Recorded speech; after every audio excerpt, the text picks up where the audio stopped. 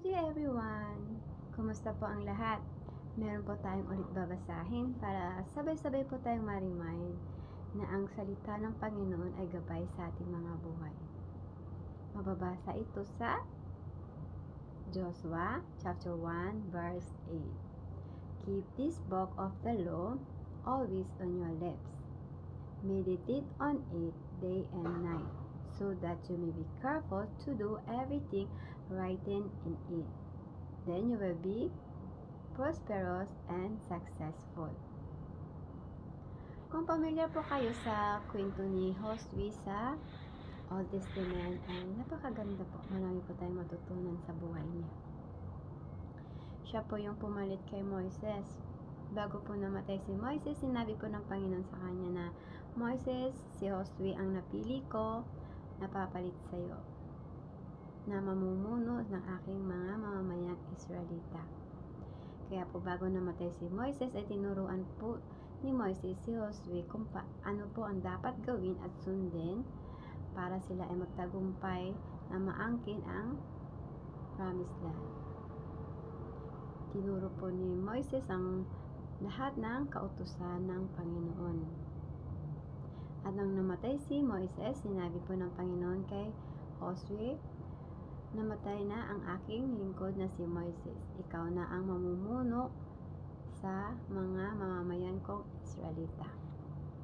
Sa verse 6 po, sinabi po ng Panginoon, magpakatapang ka, magpakatatag ka. Sa verse 7 po, inulit po ulit, magpakatapang ka at magpakatatag. Sa verse 9 din po, inulit ulit, magpakatapang ka at magpakatatag.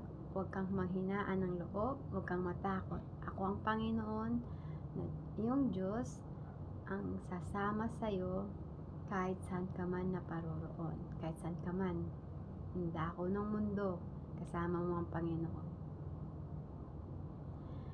Ganon din po sa ating mga buhay, sa panahon natin ngayon. Saan ka man ngayon, saan ka man dakong sulok ng mundo, God is with you always, never leave you. Kaya huwag ka matakot harapin ang mga difficult seasons sa ating mga buhay, mga trials, pagsubok. Maging matatag tayo sa bawat circumstances na ating haharapin sa buhay. Dahil we always remember God with us and who can against us, diba? Sabi ng Panginoon kay Josue, kung susundin mo lahat ng aking kautusan, ang aking mga sinasabi, ay magtatagumpay ka habang nabubuhay ka. Napakaganda, diba? Ganon din po sa ating mga buhay. Diba, mga family, parents, diba, lagi nating sinasabi sa ating mga anak ang mga dapat nilang gawin at sundin para sila ay magtagumpay sa buhay. Walang magulang na makita, na gustong makita na naghihirap yung anak nila, na napapariwara. Diba, wala. Ganon din ang ating Panginoon. Ayaw din niya tayong makitang napariwara ang ating buhay. Kaya, binigay niya ang kanyang salita sa atin, ang Bible. Ang Bible po ay instruction sa ating mga buhay bago tayo umalis dito sa mundo. Alam natin na hindi tayo panghabang buhay dito.